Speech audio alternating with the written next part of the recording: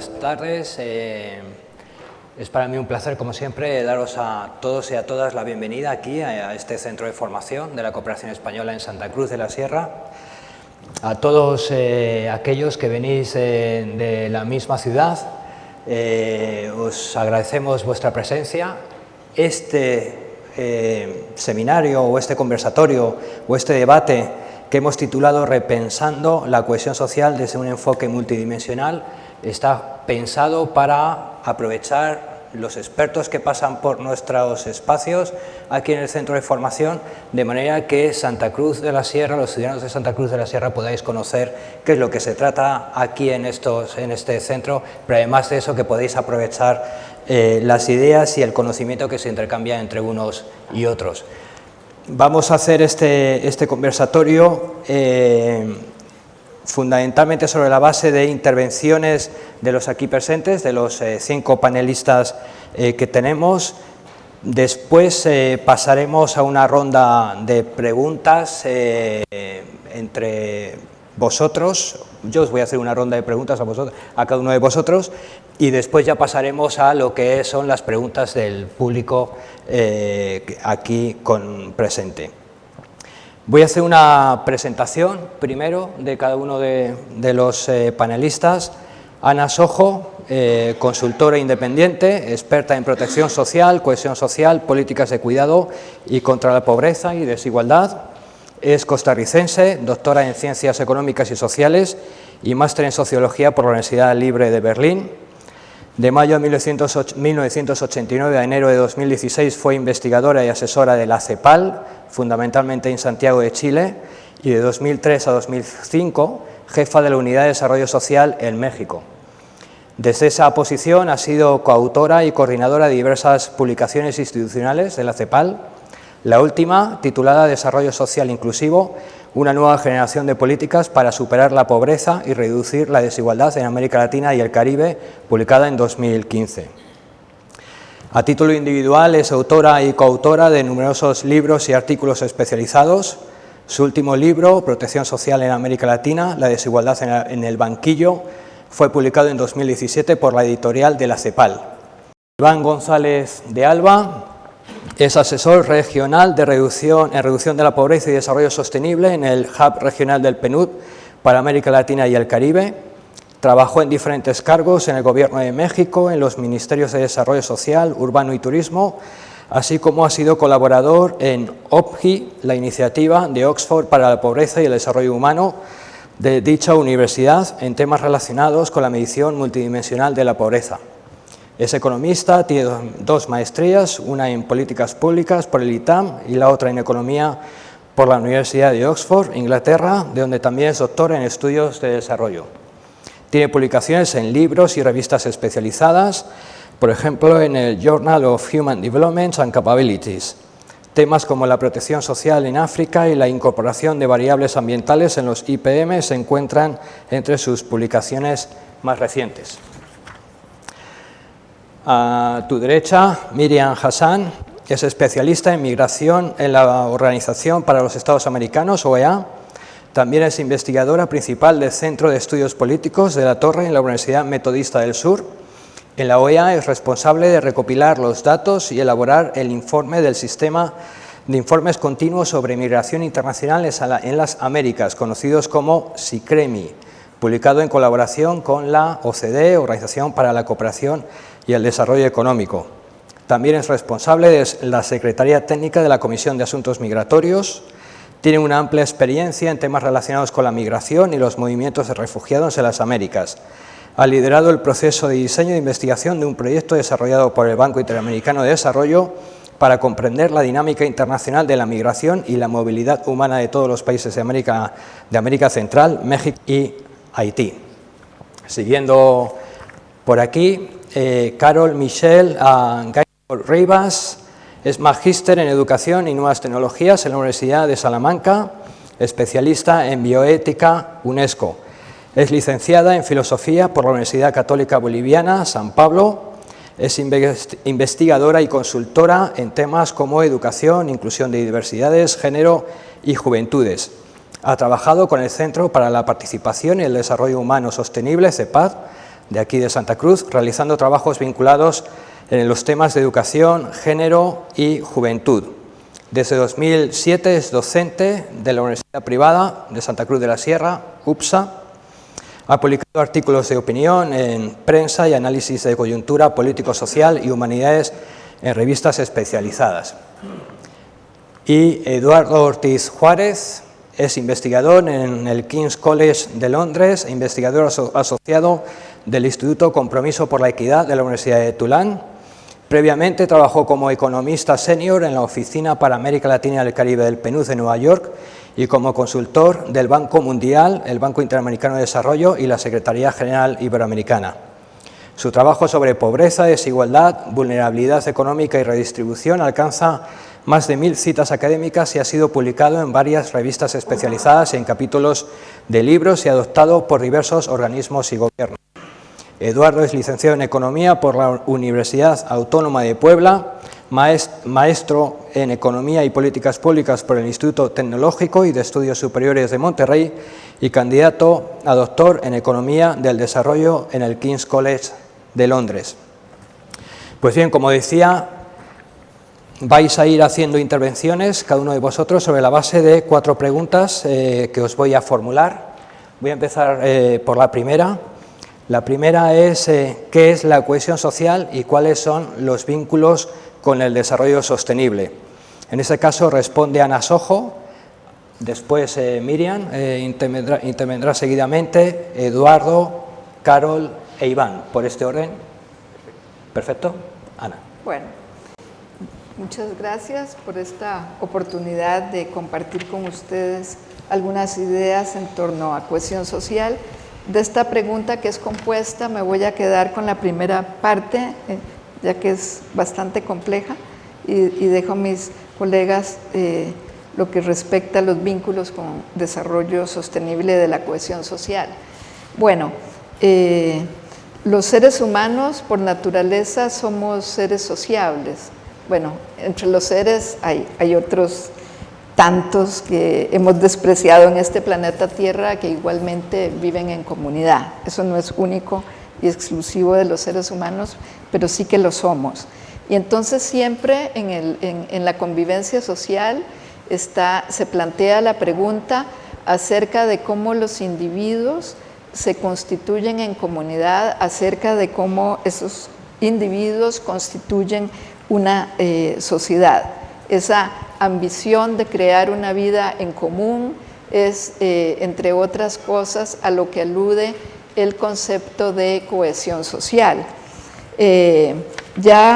Fue desde el siglo XIX una preocupación del sociólogo Durkheim en razón de la división creciente del trabajo social, plantearse cómo se vinculaba, cómo se establecía el vínculo entre los individuos y la sociedad cuando ya se perdían como ciertos vínculos mecánicos que existían antes de que se profundizara esa división social del trabajo. Y entonces es un tema que hay que irlo analizando históricamente debido a las transformaciones que puede sufrir este vínculo social. Es de resaltar que la cohesión social por sí misma puede tener connotaciones desde el punto de vista que se le mire, negativas o positivas, ¿verdad? Hannah Arendt en su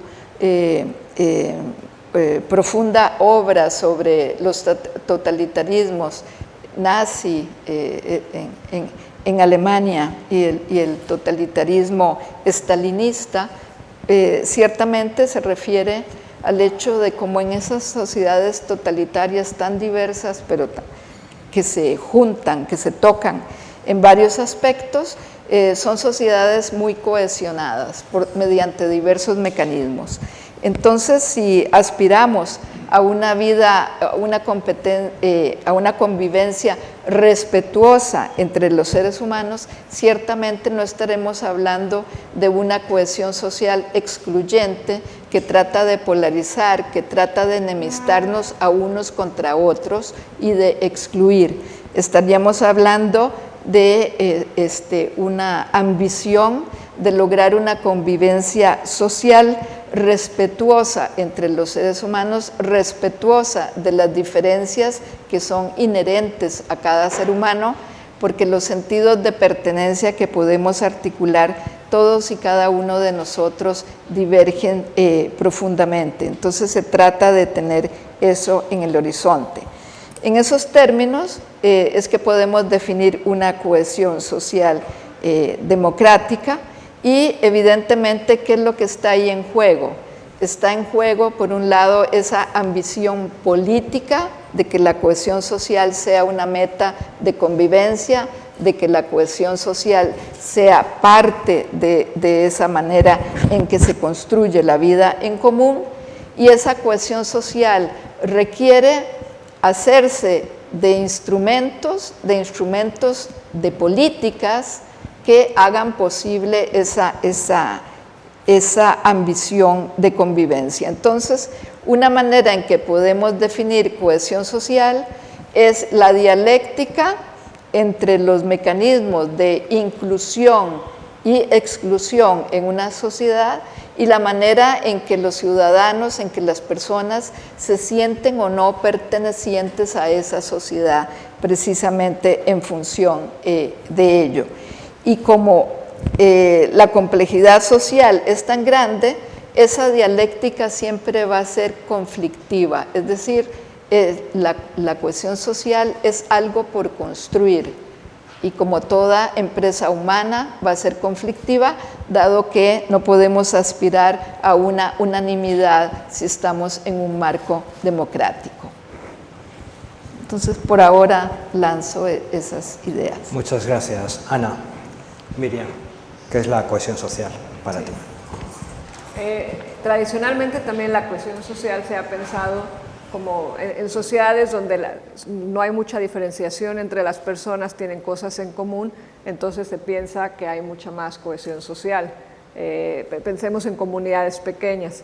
Sin embargo, en sociedades modernas como las actuales, donde hay muchísima diversidad por parte, o sea, hay personas de diferentes orígenes étnicos, raciales, por origen migratorio y también por diferentes características sociales, evidentemente la cohesión social se hace muy compleja. Hay, por un lado, aspectos de clase, en diferentes clases sociales que hace difícil que interactúen los unos con los otros, y también hay muchas veces por diferencias de orígenes entre las personas. Entonces, en América Latina esto es un tema muy importante porque evidentemente ha habido históricamente grupos que han sido excluidos por razones de clase, grupos pequeños que han tomado y, digamos, cooptado la toma de decisiones, y entonces hay sectores de la población que se sienten excluidos. Uno de los grandes fracasos en América Latina ha sido que no han podido lograr lo que en sociedades avanzadas, por ejemplo, el tema de la educación, ¿no? La educación pública, que ha permitido en países avanzados, si bien también cada vez menos, pero en teoría socializar los unos con los otros. La educación pública ha sido un factor de cohesión social entre los ciudadanos de un país. Cuando las élites mandan a sus hijos a colegios privados, por ejemplo, y entonces no se mezclan con el resto de los ciudadanos, también están menos implicados a la hora de mejorar esa educación, y lo mismo con la provisión de otros servicios. Entonces, ¿qué pasa con eso?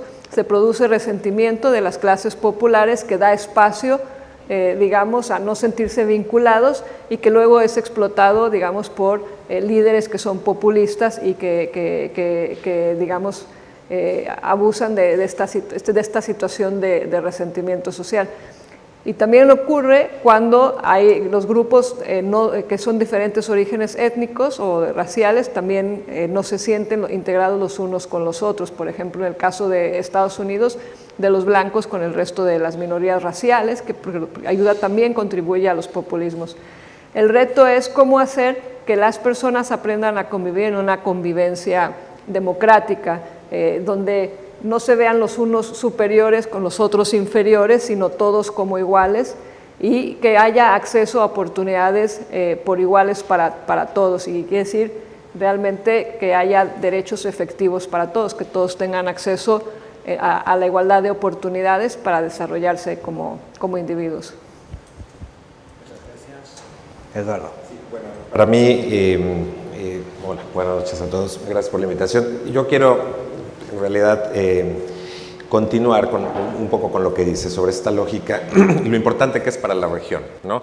Una región muy desigual, históricamente la más desigual del mundo.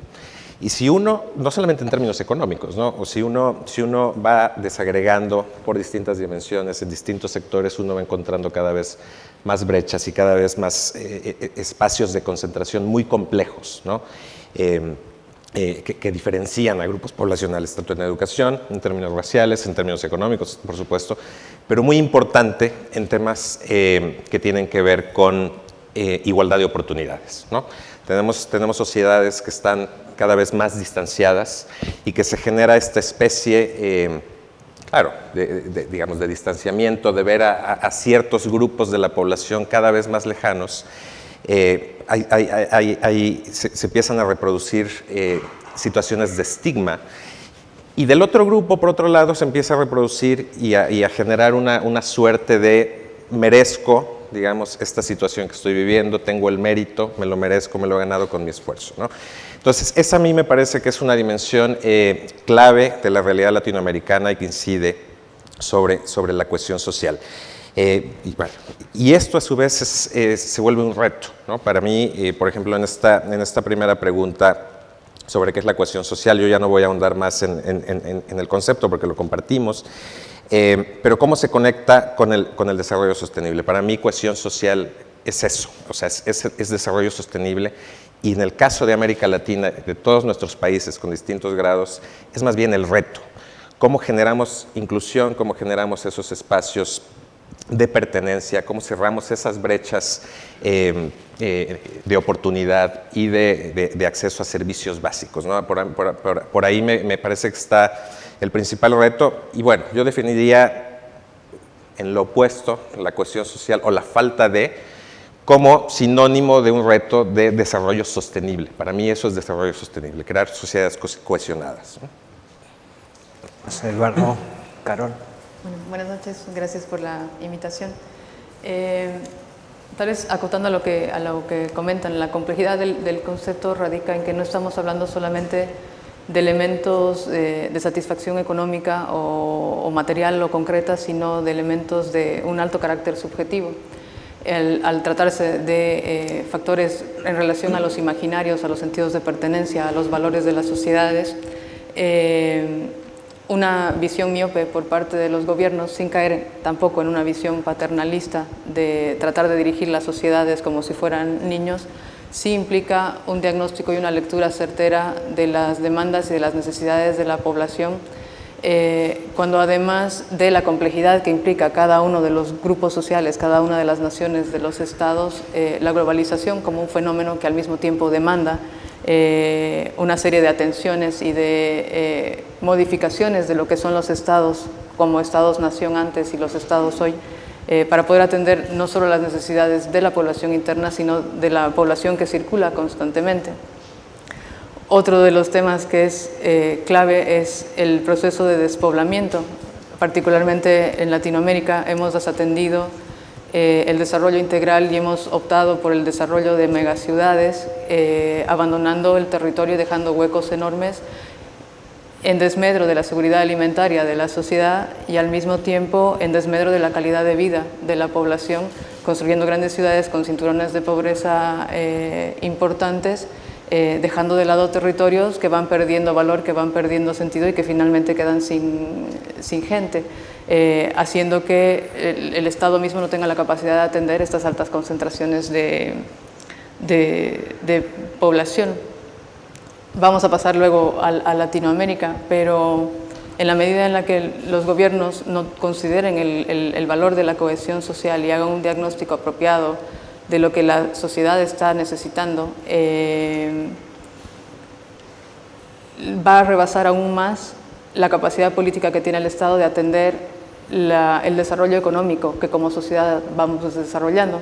Tendemos a una economía que es sumamente individualista, que distancia mucho más la brecha entre ricos y pobres, una sociedad que demanda una reorganización social, una reorganización familiar, que deriva también en una reducción de la reproducción de la población, y con esa reducción de la reproducción de la población también la seguridad social entra en un alto riesgo. Entonces estamos hablando de una temática sistémica de la que depende en gran medida la calidad de vida de sociedad, no solo de los países individualmente, sino de la humanidad como humanidad y como ciudadanos del mundo, ¿no? Y particularmente en Latinoamérica. Con relación a la sustentabilidad o la sostenibilidad, lo mismo. Latinoamérica particularmente ha vivido un complejo de adolescente en el sentido de ser superhombre o supermujer y que el tiempo no pasa y no cobra factura. Y no hemos logrado un desarrollo en educación y un desarrollo tecnológico tampoco que esté a la altura de las necesidades que la región tiene. Y empiezan acciones como las que hemos enfrentado recién, ¿no? Tenemos que ampliar la franja agrícola y su excusa del desarrollo y del bienestar de la población que no tiene tierra. Quemamos 4 millones de hectáreas sin ninguna responsabilidad, sin ninguna conciencia y sin tampoco considerar el impacto que esto tiene sobre las siguientes generaciones, ¿no? Entonces, esas altas contradicciones que un desarrollo miope, unidimensional, sin una visión multidimensional y sin también una proyección clara del ciudadano al que queremos llegar, ¿no? Y lo que ese ciudadano demanda justamente que se proyecta en esa suma de identidades que permite una mejor convivencia. Muchas gracias. Carol, Iván. Gracias, José Lorenzo. Bueno, buenas noches a todos. Yo quisiera enfocarme más, por supuesto que comparto con mis colegas lo que se ha discutido hasta el momento, la definición de cohesión social, la definición de Ana Sojo, etcétera. Entonces quisiera enfocarme un poco más en el vínculo con el desarrollo sostenible y digamos, o sea, un poco sobre un tema muy específico que son los Objetivos de Desarrollo Sostenible, los ODS, ¿no? O sea, entendemos desde hace ya algún tiempo, tenemos al menos una noción de lo que se entiende por desarrollo sostenible, que tiene que ver, hasta cierto punto, es más o menos común que todos sepamos que tiene que ver con el medio ambiente, que tiene que ver con la noción de equidad intergeneracional, de no consumir los recursos de generaciones futuras, pero digamos, en términos muy específicos, la relación con los Objetivos de Desarrollo Sostenible, pues es la Agenda de Desarrollo hacia el 2030 que se adopta en el 2015, hay un vínculo que para mí es muy importante, que tiene que ver con los principios de esta Agenda de 2030, ¿no? Los 3 principios principales, que son: uno es el principio de integración, que tiene que haber un equilibrio entre los 3 pilares del desarrollo sostenible, la parte económica, la ambiental y la social, y digamos, a lo mejor la parte ambiental no es tan evidente, pero también tiene una relación con la definición que se ha hablado, con el concepto de cohesión social que se ha discutido por mis colegas previamente. Pero los otros 2 conceptos, los otros 2 principios son muy importantes, ¿no? El principio de universalidad de los ODS, que significa que es una agenda de desarrollo en la que todo mundo tiene algo que hacer, ¿no? Y en ese sentido, pues como decía Ana, pues vivimos en una colectividad, somos una colectividad, y el hecho de que todos tengamos una responsabilidad frente al desarrollo sostenible, pues establece un vínculo muy directo con la cohesión social. Y por el otro lado, la parte del otro principio, el de no dejar a nadie atrás, que este principio pues hace referencia, entre otras cosas, a las grandes brechas que hay en América Latina, los grandes retos que tenemos en términos de desarrollo, de pobreza, de desigualdad, de exclusión, etcétera, ¿no? Entonces, para mí ese vínculo entre la cohesión social y los objetivos de desarrollo sostenible es el principio de esta discusión, ¿no? Para mí. Gracias, Iván, y muchas gracias a los 5. Pasamos a una segunda pregunta. ¿Cuáles son los grandes desafíos de la cohesión social en América Latina? Empezamos por Miriam. Sí. Yo creo que uno de los grandes temas en América Latina ha sido la exclusión social, o sea, muchos grupos excluidos, la toma de decisiones por unos pocos y que muchas veces pues, se reproduce, ¿no? Es la misma grupo de personas a través del tiempo, ¿no? Entonces, hay un tema ahí de representación política que yo creo que es fundamental, porque es cómo construir una representación política para grupos y minorías que han sido históricamente excluidos, ¿no? Las clases populares que nunca han tenido realmente representación política y también ciertos grupos, por ejemplo, poblaciones indígenas y otros grupos, ¿no? Entonces, ese es un primer reto y no es sencillo, o sea, históricamente se ha visto que se han requerido grandes luchas populares para darle representación a grupos excluidos, no es algo que viene gratuitamente, ha costado en algunos casos a México, por ejemplo, una revolución, ¿no? En Estados Unidos un movimiento de derechos civiles, por ejemplo, ¿no? Entonces, construir representación política es muy difícil, requiere que también dentro del sistema tengan la posibilidad de tener una entrada. El otro gran reto para mí es cómo construir esa representación política y atender las demandas de poblaciones tradicionalmente excluidas en un contexto en que cada vez hay menos recursos, en que hay escasos recursos y hay momentos de alta conflictividad social, momentos donde hay muchísima violencia y donde además ahora tenemos, por ejemplo, la llegada de fenómenos migratorios y de movimientos de desplazados de personas, tanto internas dentro de los propios países, por ejemplo, Colombia en los últimos años se han duplicado los desplazamientos, El Salvador es uno de los países con más desplazamientos a nivel mundial, después de Siria es el país con más desplazados internos, y tenemos nuevos fenómenos migratorios, como es el caso de los flujos de venezolanos que han sido desplazados de sus países y están llegando a otros países y hay escasos recursos, hay una economía informal muy grande y es en estos espacios donde se tienen que integrar estas nuevas poblaciones. Entonces, ese es otro de los grandes retos. Luego, el nuevo reto es cómo lidiar con estos nuevos liderazgos que aprovechan este resentimiento que se da entre los grupos tradicionalmente excluidos, por ejemplo, las clases populares y las élites que estaban en el poder, y explotan eso para llegar al poder y muchas veces también cultivan la diferencia entre las personas, ¿no? Porque muchas veces entre grupos marginados, por ejemplo, poblaciones indígenas pueden estar tan excluidas como poblaciones de migrantes y podrían tener coincidencias en sus intereses por ser ambos excluidos, grupos excluidos, y sin embargo los políticos que llegan cultivan la diferencia, ¿no? Y entonces ese es un reto. También además está el reto de que una vez que llegan los excluidos al poder, no excluyan a los que excluían antes, porque al final la cohesión social habla de crear sociedades donde se pueda establecer el diálogo entre distintos grupos, los que fueron excluidos y los que excluyeron, pero para que haya espacio para todos, donde se pueda construir una sociedad democrática. Y al final, para concluir, es el gran reto de cómo construir una ciudadanía efectiva en la región, la ciudadanía como se entiende, con derechos económicos, sociales y políticos, que quiere decir que se dará y se podrá medir que se da cuando aquellos que fueron excluidos puedan coincidir en converger, en tener el mismo espacio de oportunidades para desarrollarse como individuos y como personas productivas, ¿no? O sea, en equidad de oportunidades. Muchas gracias, Miriam. Carol, ¿cuáles son esos desafíos para ti? Coincido plenamente en la posibilidad o la importancia del desarrollo de una democracia verdadera, ¿no? Y una participación auténtica desde una ciudadanía genuina.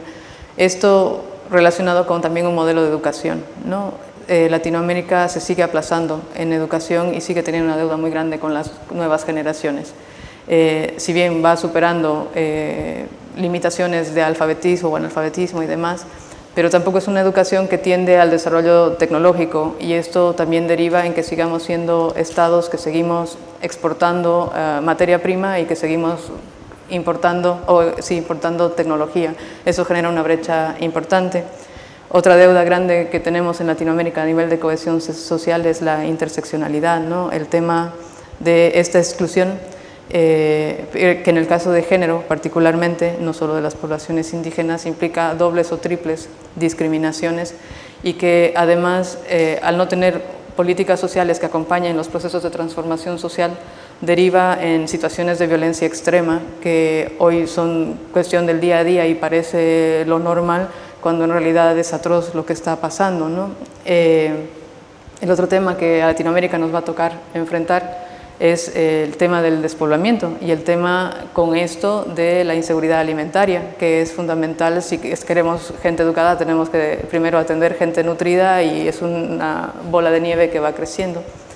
El otro tema son estas grandes ciudades que seguimos forjando y que van generando estos márgenes de pobreza que derivan también por la desatención y demás en el incremento de la violencia y de mayor marginalidad, ¿no? Y en el deterioro de la convivencia y de esa misma democracia, en esta construcción de lo otro cada vez más autorreferencial y cada vez más negativa de lo que son lo diferente, ¿no? Y el otro tema que creo que es clave es, nosotros tenemos por situación histórica un desfasamiento y vivimos periodos históricos anacrónicos y creo que las generaciones viejas no estamos leyendo la realidad de manera acorde a lo que las generaciones nuevas en Latinoamérica requieran y a la visión de mundo que estas nuevas generaciones también plantean. Seguimos con una visión totalmente estamental, con una visión totalmente oligárquica, con restos todavía de colonia, sin tener una proyección de desarrollo sostenible para nada. Pero que tampoco sabe leer esta nueva humanidad que se está forjando y por lo tanto tampoco proyecta adecuadamente un modelo de ciudadano al que queremos apuntar, ¿no? Este ciudadano tolerante que respeta a los demás y que asume también de manera responsable, no solo el vínculo hacia la sociedad por inclusión y porque sea reconocido, sino la responsabilidad que este individuo tiene que devolver a esa sociedad y el impacto que como individuo también tiene en esa sociedad, ¿no? Si no atendemos todo lo anterior antes, no podemos exigir esto otro a los que vienen a continuación. Gracias. Ana, ¿qué opinas? Algo que conecta un poco con lo que decía Miriam. Creo que uno de los grandes desafíos de la cohesión social, debido a esta herencia de exclusión y de desigualdad tan tremenda que tenemos en un mundo globalizado que nos hace competir en condiciones muy desiguales debido a que grandes contingentes de la población tienen muy escasa educación o saberes que no son lo flexibles para adaptarse a este mundo en transformación, es la articulación de la lucha contra esta desigualdad, evitando polarizaciones políticas, ¿no? O sea, creo que toda esta desigualdad crea un caldo de cultivo que puede ser aprovechado por algunos líderes populistas, aunque esto del populismo, si tuviéramos más tiempo, hay que desgranarlo adecuadamente, ¿verdad? Porque es como una etiqueta demasiado vaga y general, pero digamos, hablando en términos generales, así y vagos, digamos, uno de los grandes desafíos justamente en sociedades con estas características es que para trascender, para ponernos por encima de esas desigualdades, es muy importante evitar polarizaciones políticas que nos, ¿cómo se dice? Que nos transformen y que ahonden esas diferencias sociales ahora traducidas a diferencias políticas. Porque además normalmente estos líderes con este lenguaje incendiario, etcétera, usualmente son líderes que quieren perpetuarse, son líderes que van torciendo una serie de mecanismos de representación. Entonces es muy importante en la medida de lo posible hacerle frente a estas tentaciones totalizadoras que enemistan aún más a nuestras sociedades.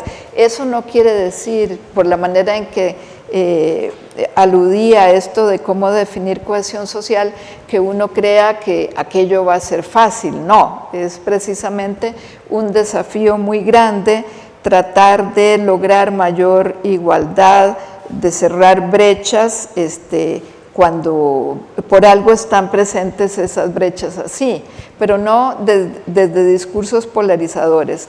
Y ahí habría que decir que un problema muy grande ahora, gracias, entre comillas, entre otros elementos, a las nuevas tecnologías, es que precisamente las redes sociales, las nuevas tecnologías permiten difundir y potenciar discursos muy precisamente polarizadores que nos enemistan y que muchas veces se fundamentan en lo que se llama la posverdad, es decir, para yo tratar de enfrentar a alguien que concibo como enemigo, no tengo ningún tapujo, no tengo ninguna contención ética en términos de inventar cosas sobre ese grupo, sobre esas personas y tal. Y eso es una vieja tradición, también lo trata excelente Hannah Arendt en su libro sobre el totalitarismo, por ejemplo, la manera en que los nazis, cuando iban a hacer, no digamos redadas, cuando iban a hacer políticas violentas contra los judíos, comenzaban a sacar una serie de elementos totalmente falsos, que los judíos contaminaban los pozos de agua, que los judíos y luego, cuando ya se creaba todo un ambiente así negativo, entonces venían las medidas de represión que terminaron finalmente en el Holocausto. Entonces, es muy importante, y esos fundamentalismos resurgen desde los lugares más insospechados. Hablábamos hoy en el seminario cómo hay algunos territorios donde nunca ha estado presente el Estado, o si está, lo está de manera fallida. ¿Quiénes ocupan esos territorios? Los narcos, por ejemplo, en algunas ciudades, en algunos pueblos. En Costa Rica, que es mi país, quienes ocupan espacios, digamos, costeros, donde el Estado costarricense, pese a su vocación redistributiva, es débil, los fundamentalistas religiosos, ¿no? Que entonces ofrecen servicios, como allí hay gente con alcoholismo, como allí hay gente con adicciones, se preocupan por esos aspectos auténticos de necesidades que tiene la población, pero van soltando un discurso fundamentalista, excluyente, polarizador. Entonces es muy importante en los diversos planos de la sociedad tratar de enfrentar esas, digamos, caldos polarizadores para tratar de superar estos desafíos sociales. Muchas gracias, Ana. Iván. Gracias. Bueno, digamos un poco sumando a lo que ya se ha dicho,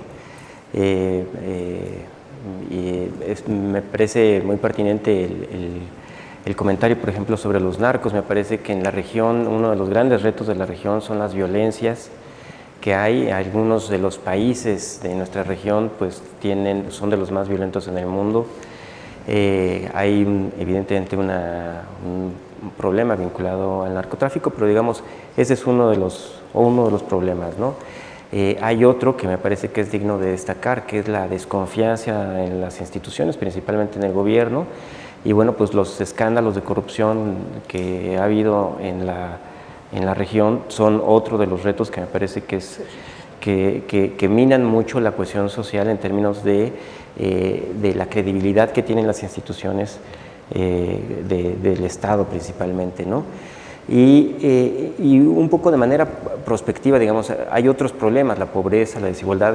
En efecto, me parece que la parte de las ciudades, América Latina es la región más urbanizada del planeta, y eso pues tiene algunas ventajas. Por supuesto, hay unas economías de escala, economías de aglomeración que hacen que las ciudades sean entornos más eficientes que permitan el crecimiento económico, pero también vienen acompañados de otra serie de problemas en términos de contaminación, de provisión de servicios, etcétera, que generan tensiones. Y pensando un poco en las tensiones de la región que enfrenta hacia el futuro, como parte de los desafíos de la cohesión social, pues creo que es importante no perder de vista, por ejemplo, el cambio demográfico, que mientras para el resto del mundo, hacia finales del siglo, la población mundial va a seguir creciendo, en el caso de América Latina, dentro de 20 años, 30 años más o menos, la población va a empezar a declinar, va a llegar a su máximo, y alrededor de dentro de 20 años también, de repente va a haber más personas mayores de 60 años que menores de 15, por ejemplo, ¿no? Y eso va a crear otro tipo de tensiones también que van a afectar la cohesión social.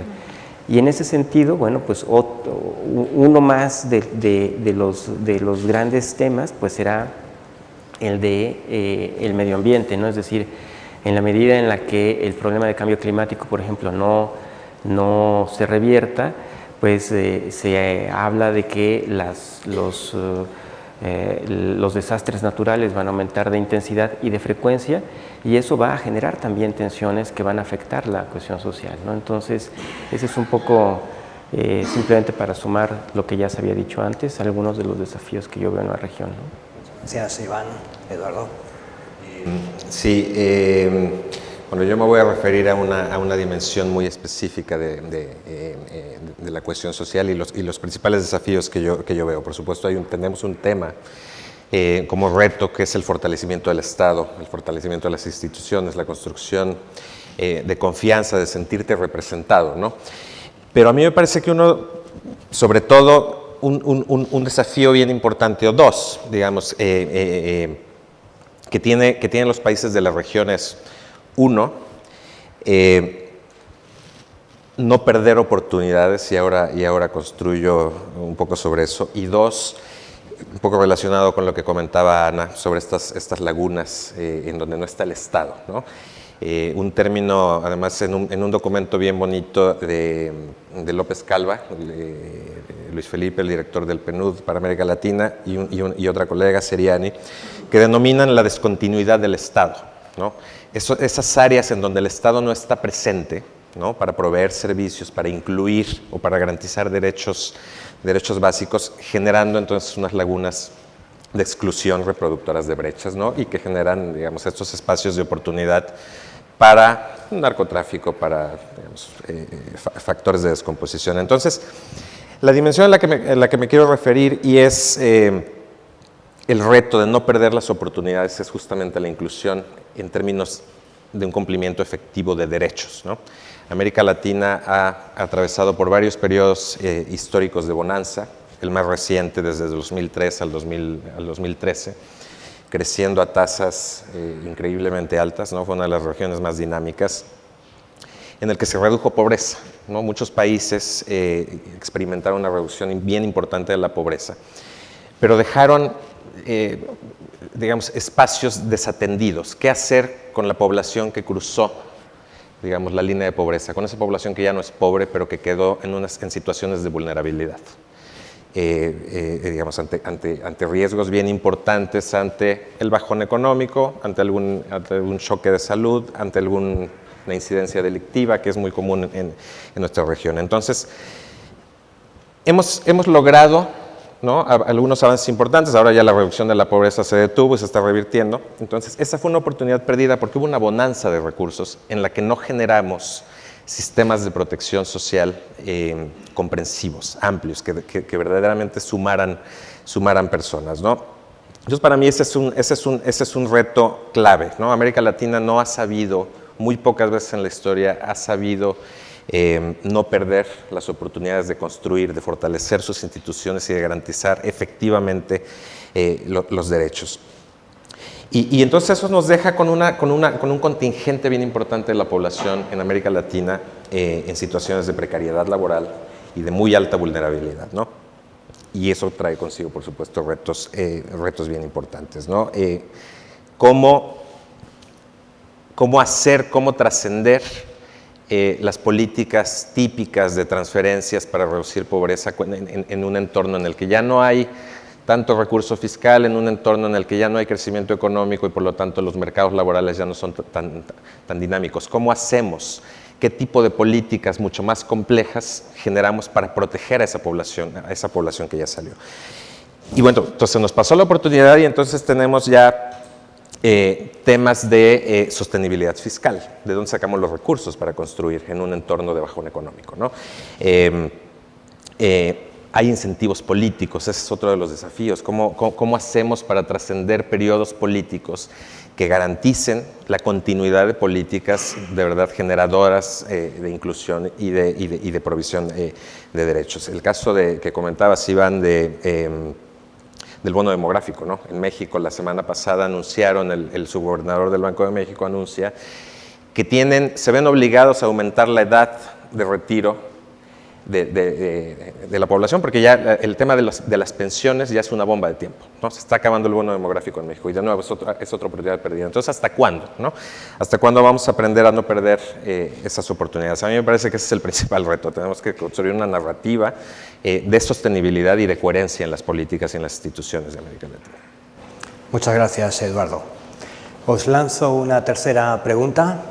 En este caso es: ¿por qué abordar la cohesión social desde un enfoque multidimensional? Iván, si puedes empezar tú. Gracias. Bueno, yo creo que ha sido más o menos claro que digamos, los problemas relacionados con la cohesión social son contextuales, son multidimensionales, es decir, no hay una única perspectiva desde la cual se puede abordar el análisis, el estudio y la búsqueda de soluciones para los diferentes tipos de problemas relacionados con la cohesión social. Y a mí me parece que esto es el planteamiento de que digamos, un enfoque multidimensional ofrece una nueva perspectiva sobre cómo enfrentar los problemas relacionados con la cohesión social, ¿no? Y digamos, también es reconocer que tanto la pobreza, el bienestar, el progreso es multidimensional. Y en ese sentido, por ejemplo, muy vinculado a lo que estaba hablando Eduardo, ¿no? En donde de repente, por ejemplo, en la región de América Latina, en donde después de una época de crecimiento económico y reducción de la pobreza, de repente hay todavía grandes grupos sociales que han sido excluidos y que de repente nos damos cuenta que no es posible eliminar esas exclusiones simplemente con crecimiento económico, es plantear la necesidad de elaborar políticas y estrategias que sean multidimensionales, ¿no? Y en ese sentido, por ejemplo, y muy vinculado con la implementación de la Agenda 2030, pues una de las herramientas que se ha planteado es esta herramienta que lo que trata de hacer es justamente plantear un enfoque multidimensional para la solución de ciertos problemas. Y la idea de este planteamiento es, por un lado, poner el problema en el centro, no poner un sector, por ejemplo, el sector educativo, sino poner el problema en este caso relacionado con la cohesión social, y al mismo tiempo tratar de buscar soluciones políticas que sean políticas públicas que estén basadas en evidencia, ¿no? Entonces a mí me parece que este es un planteamiento que puede ser muy útil para encontrar soluciones relacionadas con la cohesión social en la región. Muchas gracias, Iván. Eduardo. Coincido plenamente con Iván, de hecho comparto buena parte de los mensajes, me los ganó. Sí, digamos, cohesión social es un tema per se multidimensional, ¿no? De hecho, hemos pasado 2 días hablando un poco del concepto y de cómo, por ejemplo, medirlo, cómo tener un indicador objetivo de un grado de cohesión social en la región. Bueno, ha sido verdaderamente complejo, ¿no? Porque digamos, el concepto es complejo, entonces no hay un consenso, implica múltiples dimensiones. Y yo quiero ahondar justamente en lo que comentabas, Iván, de esta última experiencia latinoamericana, ¿no? Logramos reducir pobreza y mantenemos un contingente de personas que reproduce, digamos, varias dimensiones, ¿no? Son mujeres, indígenas, áreas rurales, en pobreza, digamos, crónica, nunca han dejado de ser pobres. Y eso no lo vas a resolver, nos ha enseñado la historia y la evidencia, no lo vas a resolver con crecimiento económico, no lo vas a resolver con más transferencia, lo vas a resolver con políticas innovadoras que no solamente atienden un problema multidimensional, sino que tiene además que ser multisectorial, ¿no? La coordinación de varios sectores del Estado en esas dimensiones relevantes que tienen que actuar de manera coordinada para poder cosechar esos frutos, como les llamaba un colega antes, esos frutos más difíciles, más complejos. Entonces, cohesión social es desarrollo, con una faceta multidimensional, ¿no? No, pues eso, yo lo dejo ahí para no darle más vueltas al tema. Muchas gracias. Miriam. Bueno, pues retomando lo que ustedes decían, que me parece muy valioso, no es un tema solo de lo que se hace en la política pública, que obviamente incluye la política social, la política económica, ¿no? Y que es, o sea, lo que se produce por parte de, digamos, de los estados, como lo que le dan a los ciudadanos. Creo que hay que empezar también por los ciudadanos, eso también es una faceta que hay que pensar, ¿no? O sea, la cohesión social también empieza por cómo actuamos nosotros como ciudadanos, por cómo pensamos a los otros. Si nosotros vamos a pensar a los demás como personas que por ser distintas a nosotros, entonces merecen ser excluidas o no merecen nuestra compasión. Nosotros como ciudadanos, ¿qué tipo de estados queremos construir? ¿Pagamos impuestos o no pagamos impuestos? ¿Y qué significa eso de pagar impuestos, ¿no? Tenemos el lema de no taxation without representation, ¿no? O sea, no cobrar impuestos sin representación, pero tampoco se puede construir la representación si los ciudadanos no pagan impuestos, porque ¿cómo van a ser los estados si son estados débiles que no tienen lo que proveerle a los ciudadanos? Entonces este es un factor muy importante, o sea, no solo pensarlo en términos de lo multisectorial en la política pública, sino de lo que los ciudadanos damos como input. La otra cosa que es fundamental, agregando a eso, es que también tiene que ver con los sistemas políticos, qué espacios dan de representación de los intereses de los ciudadanos, porque si los ciudadanos queremos participar, o sea, falta que queramos participar, pero una vez que queremos participar, ¿cómo se mediatiza esa participación? ¿Nos salimos todos a las calles a protestar porque estamos enojados? Eso pasa en América Latina, se han vuelto sociedades contenciosas porque no están habiendo las instituciones que canalicen adecuadamente las demandas de los ciudadanos, todo termina en las calles, cuando realmente que si hubiese una representación política real, tendría que poder llegar a los espacios adecuados, como los congresos, que tendrían que estar canalizando las demandas de los ciudadanos. Entonces es un tema que no solo incluye todas estas perspectivas de sociedad y de Estado y de cómo se construye un sistema político. Muchas gracias, Miriam. Seguimos contigo, Carol. Bueno, un poco en una perspectiva positiva de lo que pueda venir, ver la cohesión social no solo como un sistema para leer la realidad, sino más bien como este conjunto o este aparato de ideas que puede derivar también en un modelo de desarrollo alternativo distinto al que hemos logrado hasta el día de hoy, justamente por esta mirada obtusa, unidimensional, de desarrollo de progreso en función del capital y del desarrollo también unidimensional del ser humano como un ser solamente racional, podría quizás regalarnos una alternativa distinta, ¿no?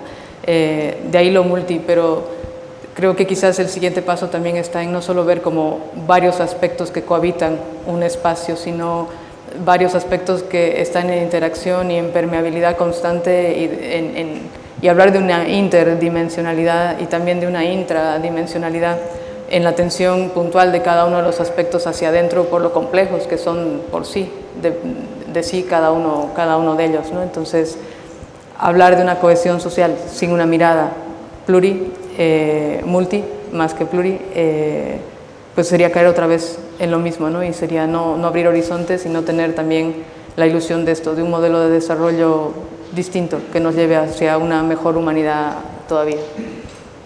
Muchas gracias, Carol. Terminamos contigo, Ana. Tal vez recuperar como uno de los aspectos, de las dimensiones a considerar en este enfoque multidimensional, el vínculo social, ¿verdad? Resaltar que la manera en que nos tratamos los seres humanos, nuestro vínculo amistoso o no, o de negación del otro, es algo muy complejo, es algo irreductible a las políticas públicas, ¿verdad? Es decir, no son las políticas públicas excluyentes e incluyentes las que nos hacen ser respetuosos o las que nos hacen ser racistas o las que son cosas tan antiguas que vienen muchas veces ya casi como en el ADN de cada cual y evidentemente sufren también el impacto de esas políticas públicas que tratan de ampliar oportunidades o de reducir oportunidades, pero cuán importante desde la política pública es tener presente esa dimensión del vínculo social. Entonces, por ejemplo, si estas nuevas tecnologías, si estas redes sociales pueden convertirse en un pozo tan tóxico, por ejemplo, entonces las políticas públicas tampoco pueden actuar evitando eso, teniendo una indiferencia hacia eso. Tendría que ser, dada la importancia que tiene el vínculo social, debiera ser materia de la política pública, la regulación, y es muy complejo, de estos, digamos, de estas tecnologías que pueden, bajo determinadas circunstancias, tener impactos ultra negativos en el vínculo social. ¿Me explico? Entonces, por ejemplo, en sociedades como la alemana, debido a su pasado nazi, hay leyes muy estrictas que impiden los discursos, digamos que prohíben los discursos de odio, ¿no? Entonces nadie puede darse el lujo en Alemania, aquí y allá, de causar una proliferación de este tipo de discursos. Tenemos otra sociedad en su antípoda, como la norteamericana, en que algunas cosas que se ven bien en Alemania en el marco de esta herencia histórica tan tremenda, estarían vistas mal en Estados Unidos porque se dice que atentarían contra la libertad de expresión, ¿verdad?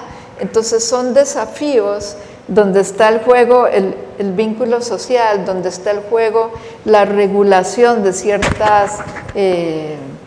ciertos contenidos que no pueden simplemente circular sin más dentro de las redes sociales, pero teniendo presente que tampoco se trata de ser censores a lo chino, ¿verdad? De eso, entonces muestra la complejidad ante la cual estamos hoy en día como bastante cortos en cuanto a tener soluciones fáciles para problemas tan complejos. Muchas gracias, Ana. Muchas gracias a todos. Una cuarta pregunta que os formulo es ¿qué pueden hacer los gobiernos de América Latina y el Caribe para que las políticas en materia de cohesión social sean más efectivas? Empezamos contigo, Eduardo. Perfecto. Dos reacciones muy prácticas y les dejo la complejidad a mis colegas. Primero, y derivado de los 2 días que hemos tenido acá de seminario, que hemos estado discutiendo el concepto de cohesión social y cómo medirlo, a mí me parece que ¿qué deben hacer los gobiernos? Primero, medirlo, ¿no? Tratar de discernir en términos objetivos qué es la cohesión social y contra qué, digamos, contra qué van a comparar o contrastar políticas de atención, contra qué umbral. ¿No? Entonces, a mí me parece que un primer paso en lograr efectividad en la inclusión en distintas dimensiones, digamos, en el avance en las distintas dimensiones de la cohesión social es poder tener un indicador, generar la información y dar pasos claros hacia una cuantificación del problema. Y dos, muy importante, y además relacionado un poco con lo que ya habíamos comentado, es este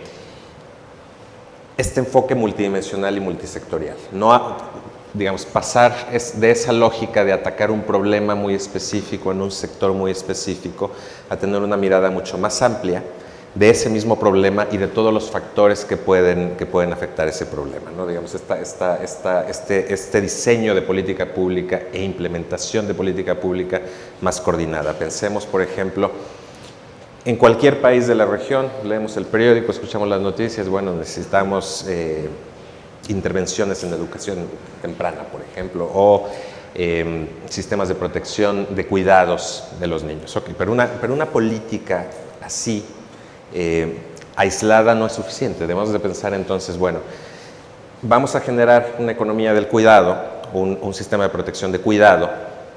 ¿Cómo lo vamos a financiar? ¿No? Y además, ¿qué tipo de estimulación le vamos a dar, por ejemplo, al infante? Y tenemos que pensar además en estrategias de incorporación al mercado laboral de la madre y cómo se reparten los tiempos, etcétera. Viene ese tipo de políticas, digamos, que suelen o solían, digamos, atacarse de manera muy específica. Me parece que debiesen estar acompañadas, digamos, de una discusión mucho más sólida y en otras áreas, ¿no?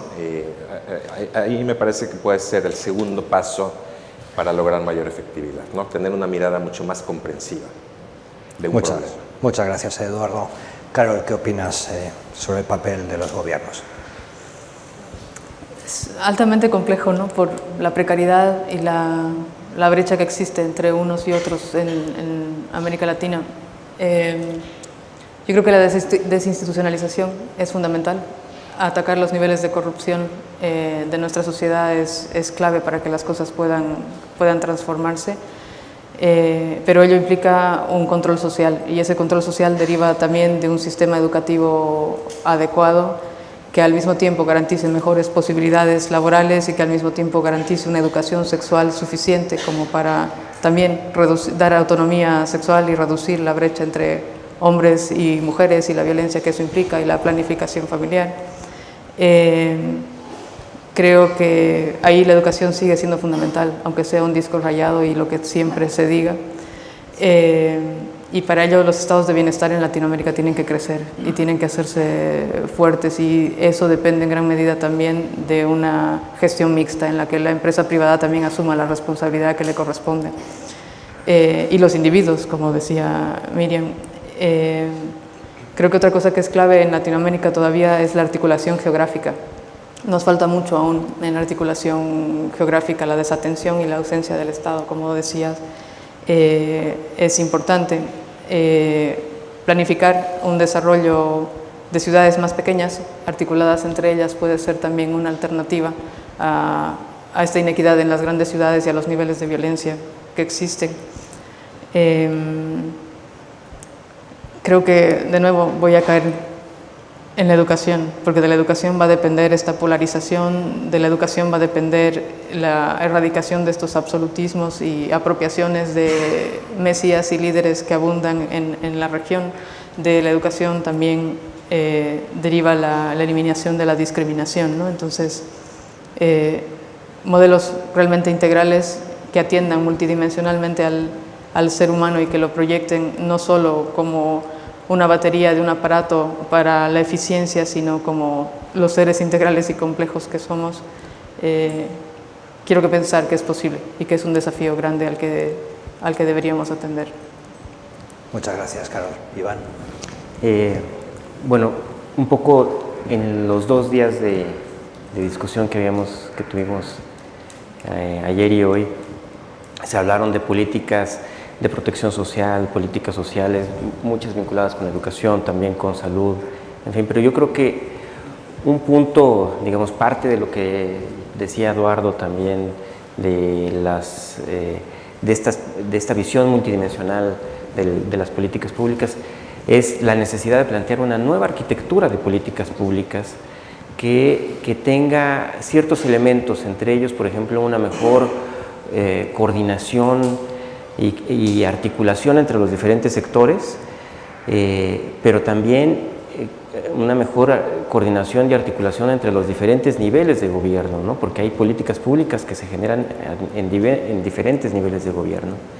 Y luego tener visiones, por ejemplo, con respecto al ciclo de vida, a la mayor participación democrática, y en ese sentido, por ejemplo, una de las conclusiones a las que habíamos llegado el día de hoy sobre el fortalecimiento del Estado, que no es cualquier fortalecimiento, sino un fortalecimiento democrático del Estado, creo que 3 cosas que serían muy importantes que pueden contribuir a la cohesión social son una mayor transparencia o establecer mecanismos de transparencia, fortalecer los mecanismos de transparencia, de rendición de cuentas, fortalecer los mecanismos de rendición de cuentas del Estado y fortalecer el Estado de Derecho, ¿no? Es decir, que la ley se cumpla y sea igual para todos, ¿no? Sí. Muchas gracias, Iván. Ana. Sí, en la primera intervención, Carol enfatizó el aspecto subjetivo de la cohesión social, el sentido de pertenencia, el hecho de que somos seres simbólicos, ¿verdad? Yo creo que uno de los esfuerzos para crear confluencias, para evitar polarización y tal en América Latina, se juega en el campo del discurso en el buen sentido de la palabra, no el discurso demagógico, sino el discurso que trata de que el ciudadano, o junto con el ciudadano, o que el ciudadano comprenda el sentido que tiene una política pública, ¿verdad? Muchas veces en torno a políticas públicas que pudiéramos lograr confluencias de diferentes actores, nos encontramos a actores incluso que están opuestos en aquello. Por ejemplo, si tomamos en cuenta en las políticas públicas esto del ciclo de vida y esto de la economía del cuidado que Eduardo nos decía, es curioso constatar en América Latina como las políticas para la primera infancia, las políticas para el adulto mayor, las políticas que tienen que ver con el ciclo de vida y los cuidados, usualmente se elaboran como en compartimentos estancos e incluso los que trabajan por los viejitos están enemistados con los que trabajan para la primera infancia. A mí la presidenta Laura Chinchilla me pidió que la asesorara en su primer año de gobierno, que quería montar algunos programas, y era increíble encontrarse a esos actores en aquella enemistad que no tenía ningún sentido, y ahí lo de las empresas también, digamos, hay una manera en que ser más hábiles en términos de construir un discurso nos puede llevar a una positiva confluencia de actores en torno a ciertos ejes de la política pública, como sería con este proceso de envejecimiento que tenemos. Imagínense lo que tenemos por delante. Hemos sido incapaces de aprovechar el bono demográfico cuando la población era más joven y ahora avanzamos es la región del planeta, aparte de la más desigual, tenemos un montón de medallas, ¿verdad? La otra medalla es la región del planeta que ha envejecido más rápido que cualquier otra. Lo que tomó 100 años acá ha tomado algunas décadas. Entonces, por ejemplo, cómo las generaciones actuales van a tener una mochila terrible en términos de la solidaridad intergeneracional, en términos de las contribuciones que van a tener que pagar, en términos de los impuestos que van a tener que pagar en sociedades tan envejecidas. Entonces, por ejemplo, parte de ese discurso, es decir, con políticas de cuidado tenemos que apostar también por un rejuvenecimiento de la población, que parejas que hoy en día quisieran hacer efectiva su maternidad y su paternidad lo puedan hacer porque tienen condiciones dignas para hacerlo, y que muchas veces, no solo en América Latina, también en Europa, se ven constreñidas esa posibilidad de ser padre y de ser madre. Entonces, apostar por un rejuvenecimiento de la población, que ese rejuvenecimiento de la población ayude a una sostenibilidad, y vamos aquí a lo a lo que discutimos antes, a una sostenibilidad de la protección social, que las mujeres, sobre todo las más vulnerables, tengan una inserción más exitosa en el mercado laboral y que con políticas para el adulto mayor, para la persona discapacitada, para la edad temprana de los niños, sean políticas que en el caso del adulto mayor traten de que la dependencia se atrase en el tiempo lo más posible, y en el caso de los niños, de que se crea todo un desarrollo que es imposible de lograr, digamos, en el marco estrecho, por ejemplo, de un hogar con un capital educativo muy precario, etcétera, ¿verdad? Entonces, son maneras en que podemos ir juntando una serie de actores. Ahí podría involucrarse también la responsabilidad social de las empresas, etcétera. Entonces, tenemos que construir discursos que pongan precisamente a diversos actores a cooperar y no a polarizar, ¿verdad? Muchas gracias. Miriam. Bueno, yo creo que a pesar de muchos de los fracasos de los que hemos hablado en América Latina ha podido demostrar en ciertas épocas históricas que es capaz de superar brechas.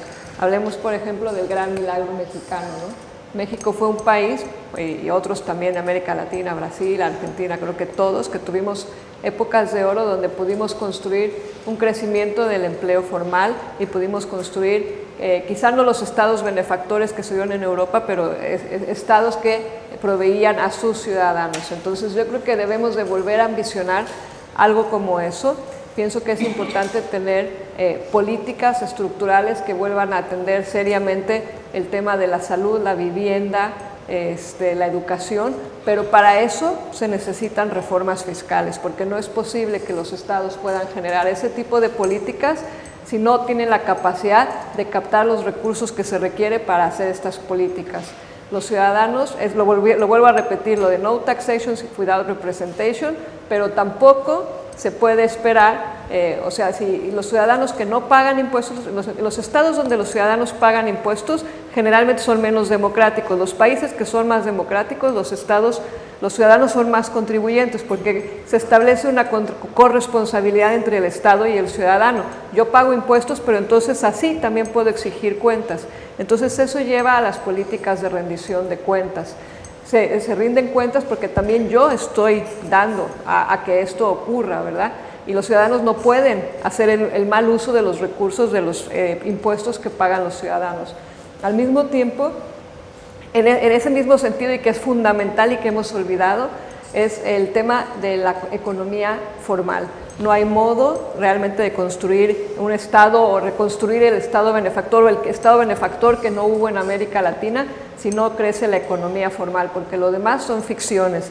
Estados que se ponen a repartir seguros populares y este tipo de cosas, pues puede servir para paliar un rato, pero al final de cuentas sus recursos se acaban, no hay dinero interminable y cada vez hay menos recursos. Los países que eran petroleros ya no tienen esas entradas de recursos que tenían antes, por ejemplo, ni los otros muchísimo menos.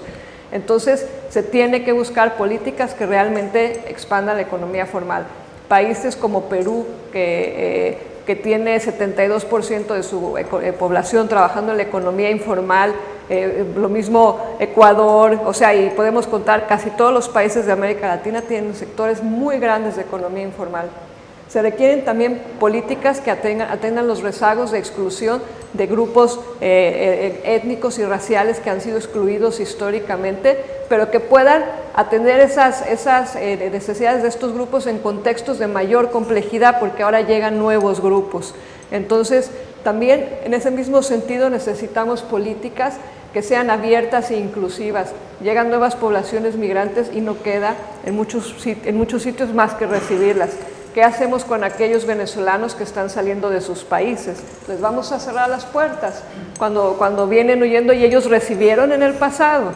No, tenemos que pensar en políticas que hagan efectivo el discurso del Pacto Global de Migraciones, de una migración ordenada, segura y regular, pero que pueda ser ordenada y segura y regular porque se puedan ofrecer avenidas reales de entrada a los países, que al mismo tiempo ofrecen con eso mismo seguridad para los propios países, porque si dejamos que la gente entre en condiciones de irregularidad, no sabemos quiénes entran, tampoco sabemos quiénes son, tampoco los podemos atender ni podemos atender los retos que puedan traernos. Entonces debemos de poder recibir a estas poblaciones de una manera adecuada y integrarlos en estas políticas y volverlos copartícipes, porque es una mentira que las migraciones no contribuyen al desarrollo. Incluso estas poblaciones que han sido desplazadas cuando llegan, los refugiados donde quiera que van, han contribuido al desarrollo de los países de acogidas y en contextos demográficos de gran reto para América Latina, porque ya vamos a la convergencia con los países avanzados, pocos países quedan que se siguen reproduciendo en grandes cantidades, como el caso de Guatemala, por decir, pero ya son pocos, creo que todos los países van convergiendo. Debemos de aprovechar este bono que traen las poblaciones migrantes y realmente capitalizar el capital humano que traen y que puedan contribuir a las sociedades. Entonces, creo que es una agenda muy ambiciosa, pero como nos han dado espacio aquí para decir lo que se necesita, pero además lo que estoy diciendo no es un ideal imposible. O sea, se tuvo el milagro mexicano y por 30 años la economía formal creció en México. Se construyeron, lo que hay de Estado en América Latina se construyó en momentos en que se ambicionó eso y no eran sociedades que venían de situaciones menos difíciles que las que tenemos ahora. En el caso de México, México venía de una revolución donde la quinta parte de la población o no sé cuánto habían fallecido. Entonces, digamos, del contexto de una revolución, México pudo construir un milagro. Yo creo que podemos ambicionar a un nuevo milagro, pero un milagro inclusivo para todos, donde ni los que excluyeron antes estén fuera ahora, ni los que fueron excluidos queden fuera tampoco, sino que todos tengamos espacio. Pues muchas gracias, Miriam, muchas gracias a los 5 por las respuestas y por vuestras intervenciones a estas 4 preguntas. Ahora vamos a abrir el diálogo al público para que podáis hacer preguntas, para que podáis hacer alguna intervención. También entre vosotros, si queréis, podéis establecer diálogo. Mientras que os vais pensando alguna que otra pregunta, yo sí que quiero decir, porque lo habéis mencionado en 2 o 3 ocasiones, que hoy, martes y ayer, lunes, estuvimos aquí reunidos en el Centro de Formación. En concreto fue por una reunión a la que titulamos Reunión de lanzamiento del proyecto de construcción de un combo teórico sobre cohesión social en América Latina y el Caribe, en la que estuvieron representados, además de vosotros mismos, 3 países como Bolivia, México, República Dominicana, organizaciones de la sociedad civil como el Centro de Estudios de Conflicto y Cohesión Social de Chile, la organización Data Pop Alliance u otras organizaciones internacionales como es el caso de la CEPAL o el caso de la SEGIP.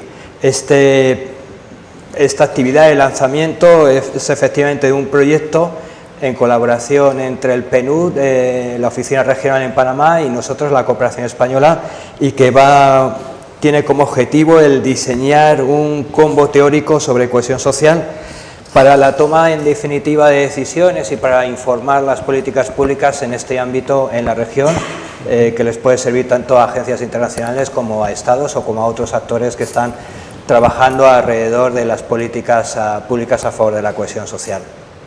Pues bien, si tenemos alguna pregunta entre el público, alguna cuestión que queráis interpelaros entre vosotros de todo lo charlado, por allí tenemos una. Noto algunas ausencias y me parece que no hay un cuestionamiento al modelo de sociedad al que aspiramos, ¿sí?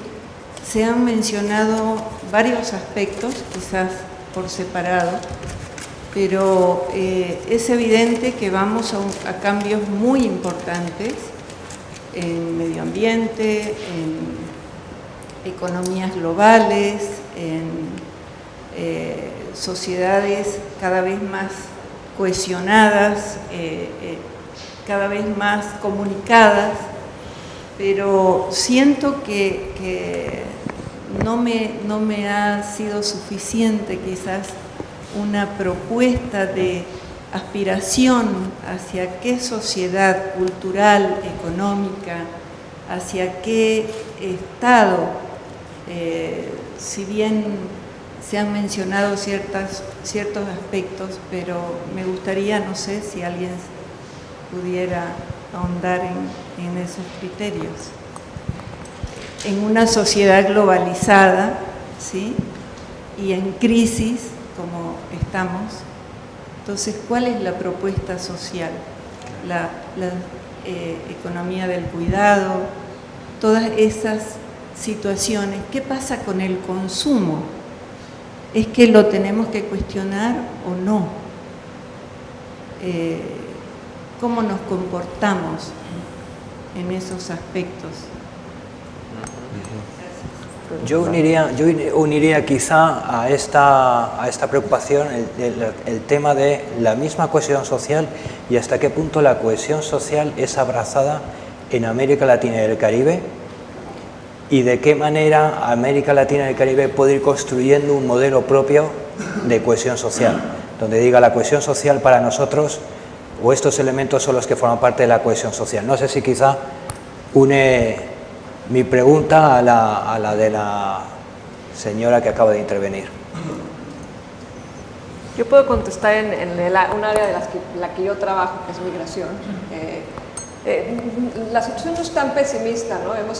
Quizá ha hablado de algunas situaciones pesimistas, pero quiero ofrecer una nota optimista, ¿no?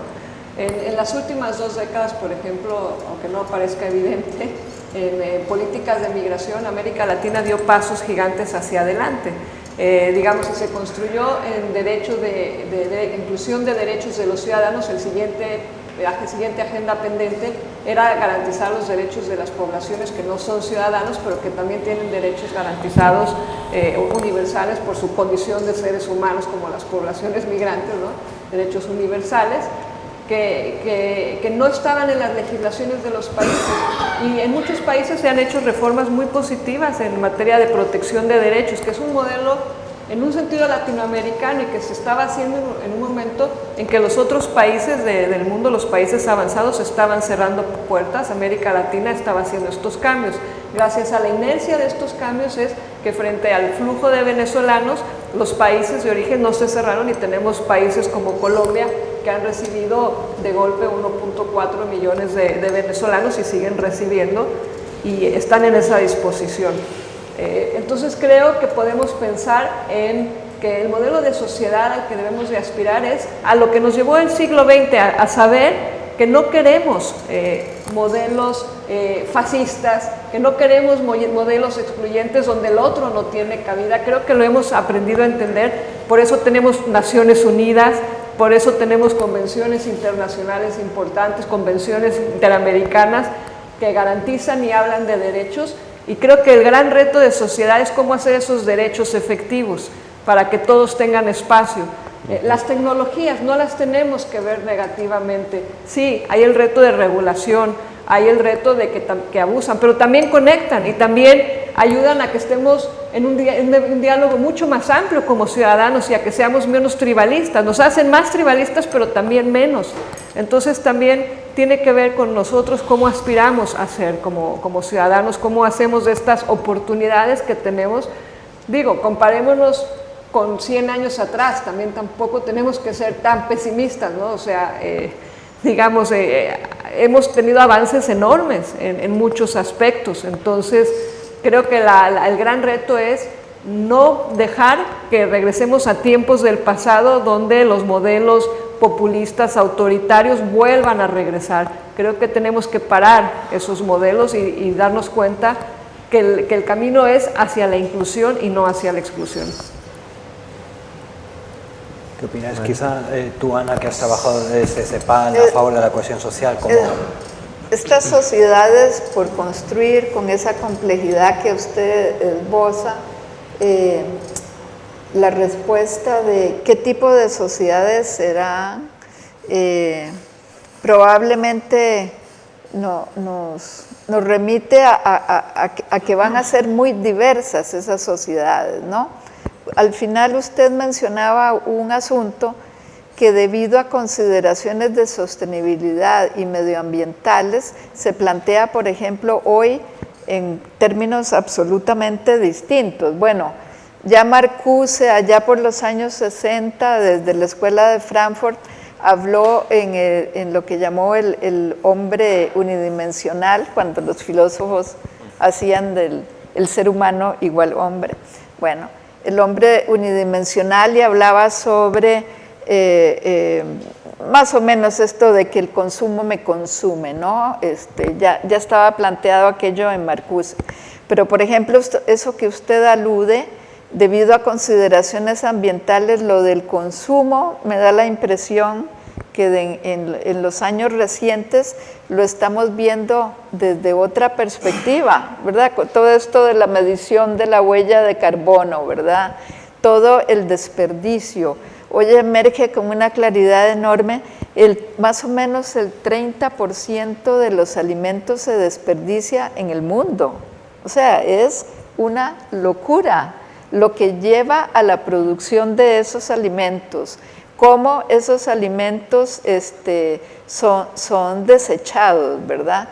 Entonces, es increíble, gente que tiene hambre o que vive una vida precaria, por ejemplo, en Francia, y allá no sé cuánto de las cosechas se desechan porque no llevan tales o cuales estándares, etcétera, ¿verdad?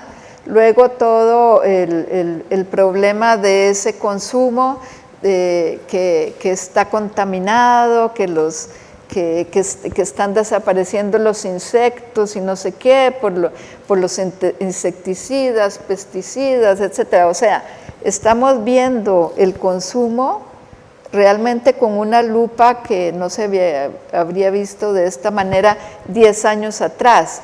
Entonces, están ocurriendo, yo pienso, cambios muy profundos que todavía no avisoramos hasta dónde nos van a llegar. Y bueno, es bastante tarde, pero en algún momento hay que hacer inflexiones, ¿verdad? En temas tan específicos como ese, pero que tiene una irradiación tremenda, ¿no? Sí. Iván, ¿querías apuntar algo?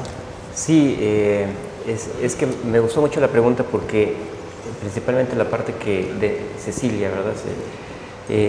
La pregunta de Cecilia diciendo, no estoy satisfecha, me parece que se tendría que haber un mayor cuestionamiento sobre el modelo de sociedad. Y yo creo que esto tiene que ver un poco con la crisis de las utopías que tenemos actualmente, ¿no? Es decir, hasta hace muy poco teníamos el capitalismo, el socialismo, en fin, y de alguna manera eso nos daba un horizonte. De hecho, Eduardo Galeano tiene un pequeño escrito sobre la ventana a la utopía, ¿no? Lo que significa, y es muy lindo, digo, ni me lo sé de memoria, pero un poco, además seguramente si lo intento decir de memoria lo voy a arruinar, pero un poco lo que dice Eduardo Galeano sobre las utopías es que la utopía está ahí en el horizonte. ¿Y para qué está ahí la utopía en el horizonte? Para caminar, ¿no? Nos ofrece una dirección. Y en ese sentido es cierto, ¿no? Hasta cierto punto, hace ya un par de décadas que el mundo tiene esta crisis de las utopías, pero me parece que sin ser tan ambiciosa como representar un esquema paradigmático tan completo como un sistema capitalista, un sistema socialista o comunista, me parece que justamente la Agenda 2030, los Objetivos de Desarrollo Sostenible, lo que están planteando es un horizonte hacia donde podemos caminar, ¿no? Y digamos, guardando las distancias al respecto, me parece que al menos eso ya nos permite movernos en una dirección, ¿no? No hay, como dicen, un modelo y en ese sentido este espacio de reflexión puede convertirse en la excepción que justifica el sistema, ¿no? Porque tienes un grupo de gente que está reflexionando sobre lo que debería, pero que no se traduce materialmente, puntualmente en una situación. Sin embargo, es también ese espacio, ese respiro, justamente para repensarse qué es lo que poco hemos hecho en el último tiempo como sociedad, ¿no? Hemos entrado en esta vorágine de desarrollo sin pensarnos y sin proyectarnos. Una que articule y que sirva para todos, difícilmente la vamos a encontrar. Sin embargo, sí es el espacio del cuestionamiento de lo que hemos venido haciendo hasta hoy. Y sí hay algunos elementos que son ejes que avisoran quizás una lectura un poco más positiva de lo que podemos ser. Este afianzamiento de la noción de la democracia como sistema, que está directamente vinculado con la noción de un ciudadano casi autárquico, de un ciudadano que tiene conciencia y que desde esa conciencia también se hace responsable del impacto que tiene sobre los otros. La figura del vínculo que obliga necesariamente a hacer del otro un espejo de quién soy yo y a reconocer que hay un intercambio permanente, ¿no? Y que yo no puedo mamar del Estado absolutamente todo, pero el Estado tampoco me puede invisibilizar como una masa. Son criterios que se han dicho ya antes, es cierto, pero tal vez antes no habíamos cometido la cantidad de errores que hemos cometido como para resignificarlos hoy y a partir de ellos plantear la posibilidad de un desarrollo distinto, que no necesariamente tenga ese rótulo ni de la izquierda ni de la derecha, sino de la evidencia de que esa economía, que es la que mantiene vivo el sistema sin una idea que la oriente y que la guíe, nos va a acabar devastando, ¿no? Ahorita estamos ahí. Quizás los que vienen después puedan hacerlo mejor, pero creo que sí es necesario, pese a que puedes convertirte en la excepción que justifica al sistema, ¿no? Es posible. Sobre esto último, porque me parece súper interesante. No sé hacia qué sociedad vamos, ¿no? Quiero pensar más bien en términos utópicos, ¿no? Con esta agenda, digamos, este horizonte que tenemos, me parece que de nuevo América Latina puede tener una oportunidad histórica en generar un verdadero desarrollo sostenible por las propias características de la región. O sea, es insostenible lo que tenemos, ¿no? América Latina es una economía que extrae, ¿no? O sea, 70 centavos de cada dólar que se exporta al mundo, que se mueve, es materia prima. O sea, es pura extracción. Y es producción alimenticia que genera, digamos, una situación de contaminación, digamos, exorbitante, ¿no? Entonces, ahí me parece que hay una verdadera oportunidad. Y quiero conectar esto un poco con lo que decía Iván, o sea, no hay mucha alternativa hacia qué modelo. Yo creo que tiene que ser un modelo, digamos, sostenible, aspirar a esto y explotar el mundo en el que vivimos, que es capitalista. Tal cual, ¿no? O sea, y Branko Milanovic lo acaba de decir muy claro en su libro, que es espectacular, en el último libro de Capitalism Alone, que no hay mayor debate. El mundo se rige por un sistema capitalista que en realidad se ha solidificado y se ha expandido, ¿no?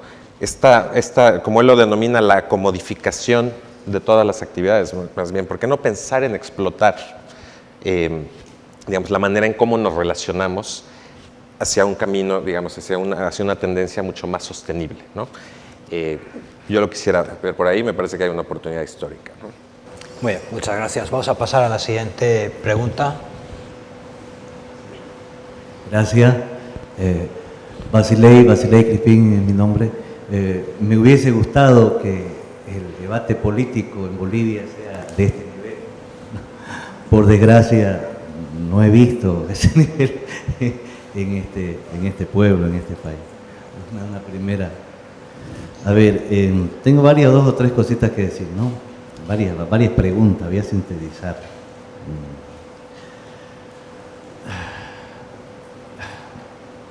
Braudel tiene una noción, ¿no? Uno de ustedes la nombró. Decía la larga duración, refiriéndose a la mentalidad, ¿no? A la cultura. Me voy a referir a la cultura política en general y a la cultura política en particular.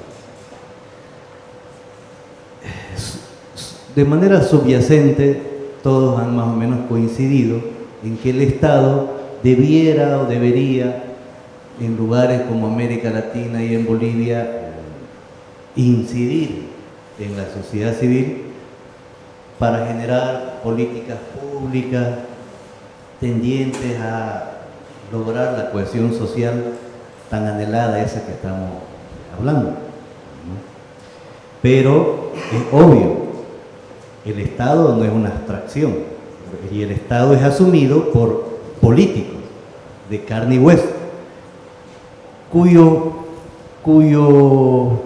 esos políticos tienen una cultura política, que es la noción del hábitus, que genera Bourdieu, que se ha dicho aquí de manera implícita. Ese hábito y ese estado que ustedes han hecho referencia, de 70 años o más, ha precisamente desarrollado esa cultura política que ha producido, entre comillas, esto que están diciendo como que es el 70% de $1 de 70 centavos extractivista. Y eso se reproduce ya durante siglos en América Latina. ¿No será más bien, y aquí vienen las preguntas, no será que la cultura política de los políticos no hace que generen políticas públicas de cohesión social? Esa es una primera pregunta. Y la segunda es, si es que eso es así, si eso fuese así, si la cultura o el hábitus político, lo que yo he denominado, tuve la suerte de hacer un libro con Fernando Prado, he denominado el hábitus político, o la cultura política, es más simple, ¿no? Y si es así, ¿no será más bien que la sociedad civil, desde espacios como este académico, tendrían que tener la responsabilidad y no dejarle la responsabilidad a la cultura política y a los políticos de generar esa cohesión social? ¿No será que más bien, en lugar de dejarle la esperanza o esa utopía a los políticos, no será que más bien esa esperanza debe producir la sociedad civil? Que yo no soy marxista por si acaso, pero se habla de autores acá. La sociedad civil es el hogar y escenario de la historia, dijo, creo que Carlos Marx, ¿no? Entonces, quizá desde la sociedad civil debiéramos, desde la academia, generar una cultura cívica para lograr la cohesión social y no dejarle esa responsabilidad a los políticos. Esas dos preguntitas. Muchas gracias. ¿Queréis reaccionar? Miriam. Está planteando un modelo platónico prácticamente, ¿no? O sea, donde no lo planteaba Platón, el gobierno de los sabios, ¿verdad? Pero la cosa es que cuando la sociedad civil o cuando hay algún candidato de la sociedad civil se vuelve candidato, se vuelve político. O sea, el pecado no está en sí en los políticos porque los políticos sean diferentes a nosotros los ciudadanos. Algunos ciudadanos en alguna ocasión se vuelven políticos. Entonces, sí, evidentemente el liderazgo es fundamental como un elemento que determina la cohesión social. Por ejemplo, en la inclusión, vuelvo a poblaciones migrantes porque esa es mi temática, pero un líder puede exacerbar la xenofobia como está ocurriendo en este momento en Estados Unidos, o un líder puede llamar a los ciudadanos a ser más incluyentes de otros ciudadanos. Lo que importa desde mi punto de vista son las instituciones, justamente porque cuando tenemos tiranos hay instituciones que los contienen, ¿no? Entonces creo que más que hablar de que la sociedad civil entonces tome control como si la sociedad civil estuviera diferenciada y separada como un ente distinto al Estado y distinto a los políticos, lo que hay que construir son instituciones fuertes que ojalá lleguen líderes responsables, pero en el contexto en el que no lleguen líderes responsables, haya los mecanismos para controlarlos y en todo caso, pues para sacarlos para afuera, ¿no? Entonces pienso que eso es, la relevancia es de construir instituciones fuertes. Yo sé que ahorita están ustedes en un dilema aquí, ¿no? Pero yo vengo de Estados Unidos y vivimos el mismo dilema, estamos en un proceso potencial de impeachment y bueno, hay que ver qué pasa con el proceso, ¿verdad? A veces así pasa, digamos, es inevitable. Lo que está salvando a Estados Unidos es que hay instituciones fuertes. Y eso al final es lo que podrá hacer la diferencia. Ese es mi punto de vista. Sí, bueno, yo coincido completamente. A mí me parece que, o sea, la clave, lo mencionaba en alguna de las respuestas, es el fortalecimiento institucional. Me parece que no hay otra vía.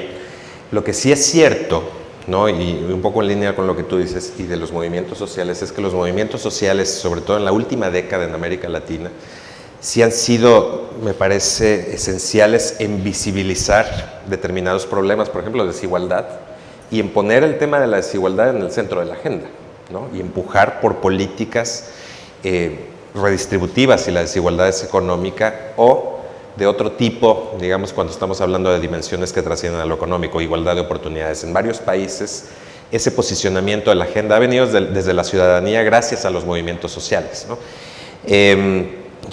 Solamente quería comentar eso. ¿Cómo es, digamos, hay patrones de cultura política con cierto comportamiento? Bueno, probablemente, ¿no? O sea, a mí me parece que el tema es ahí, no recae en lo institucional, porque hay un tema de incentivos, hay un tema de incentivos perversos. Tú, como político, en general en América Latina, con economías tradicionalmente extractivistas, ¿qué incentivos tienes a cambiar la estructura productiva, ¿no? Y ese es el gran reto, porque esa estructura productiva, además, si no hay incentivos para cambiarlo, y todo este desarrollo, por ejemplo, del milagro mexicano, que ha sido fabuloso y lo fue en América Latina en muchos países, en muchos procesos estuvo acompañado de un desarrollo que estuvo, se crearon instituciones y se creó desarrollo con grupos y con otras instituciones que a la postre cooptaron el Estado también, ¿no? Y generaron, digamos, ausencia de transparencia, y generaron control, y generaron corrupción. Entonces, me parece que sí, o sea, coincidimos, pero a mí me parece que el común denominador es instituciones. Y es el reto, ¿cómo fortalecemos instituciones limpias, digamos, de ese proceso, ¿no? Volvería otra vez a la importancia de lo subjetivo en la cohesión social para comprender los fenómenos y para proyectar el tipo de sociedad que queremos ser y demás. Así igual como los latinoamericanos podemos ser este complejo bastardo de la madre negada india y del padre blanco que te niega y tu rechazo al uno y el otro y ese no presente y todo lo demás. Eso es producto de una construcción cultural que responde a una serie de elementos simbólicos, ¿no ve? Con el tiempo va cambiando y se va readecuando y va modificándose y van confluyendo distintas identidades y van construyendo distintos sujetos. En ese mismo sentido de la subjetividad, creo que un error garrafal es quitarnos el derecho político a los ciudadanos, siendo personas y reconociendo el hecho de que la simetría entre nosotros siempre va a existir y que somos eminentemente políticos porque es el recurso que tenemos para resolver las diferencias antes de matarnos unos con otros.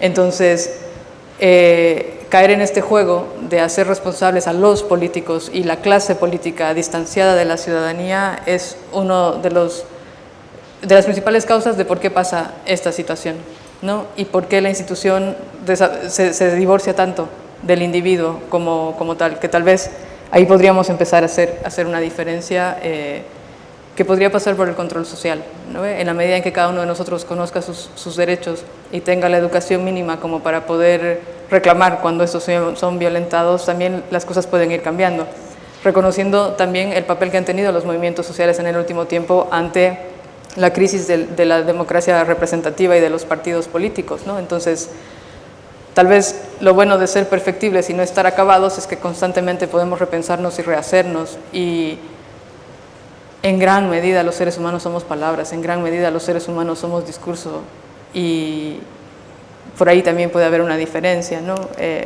Otra vez apuntando hacia dónde vamos y cómo nos pensamos, qué proyectamos, pero clave eso, creo, no renunciar a lo que somos, que es ser seres políticos eminentemente como seres sociales que somos, ¿no? He escuchado con atención cuando se mencionaba que no somos los únicos seres que vivimos en comunidad, porque están, por ejemplo, los bonobos y viven bien, pero como seres humanos tenemos capacidad de construir metáforas y el concepto de cohesión social está prestado de un concepto de la física que nos explica que ciertas moléculas se mantienen relativamente juntas, se mantienen alrededor de algo por una fuerza, por una energía que las mantiene de forma continua.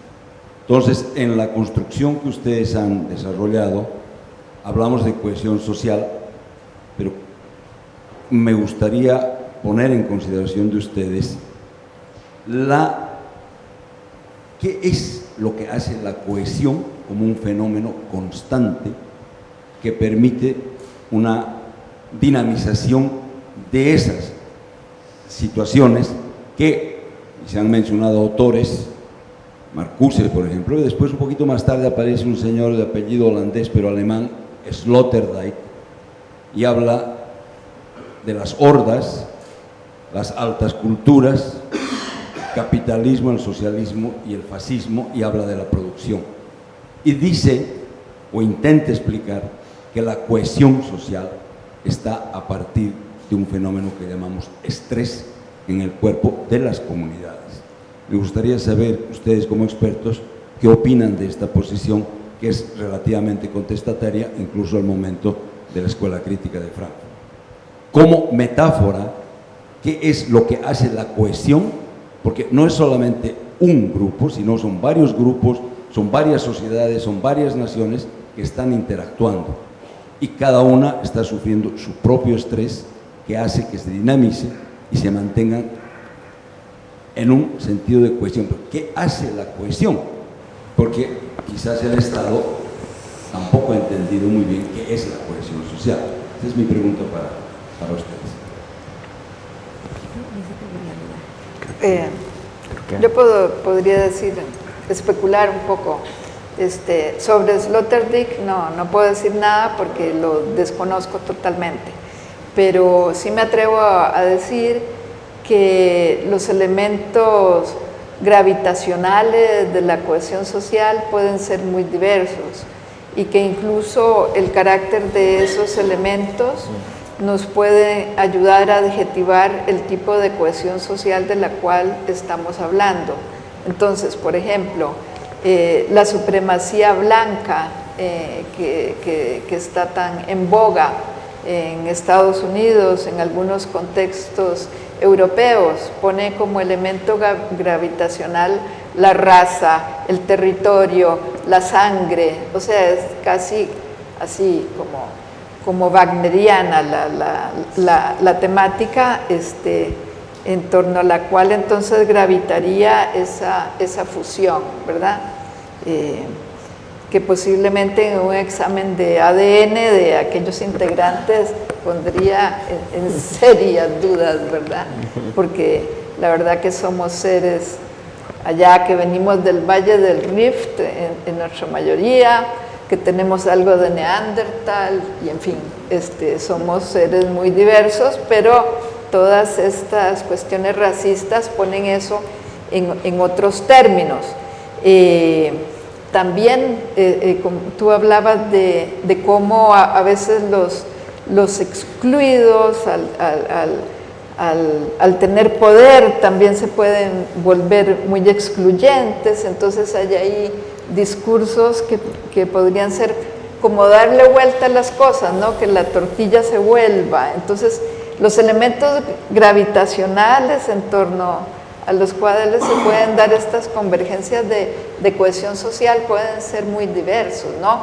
Y aquí en nuestra conversación, como está en juego justamente pensar dentro de una perspectiva democrática cuáles son los elementos que nosotros podemos poner allí a jugar en un sentido positivo, en un sentido de sociedad amistosa, de sociedad respetuosa, sin ser ingenuos, sino que tener plena conciencia de todas las restricciones políticas, económicas, etcétera, que tiene aquello, y en este mundo globalizado, con transformaciones, digamos, tecnológicas que arrasan con muchas construcciones del mundo del trabajo que estaban vigentes hasta ahora, con toda una demora del reconocimiento del daño ambiental que hemos causado desde la revolución industrial.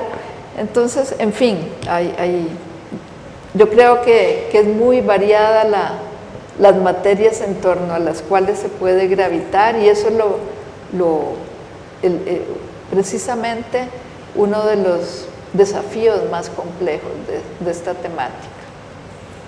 Precisamente el estrés es una reacción inespecífica de las comunidades para no tocar el tema sociedad.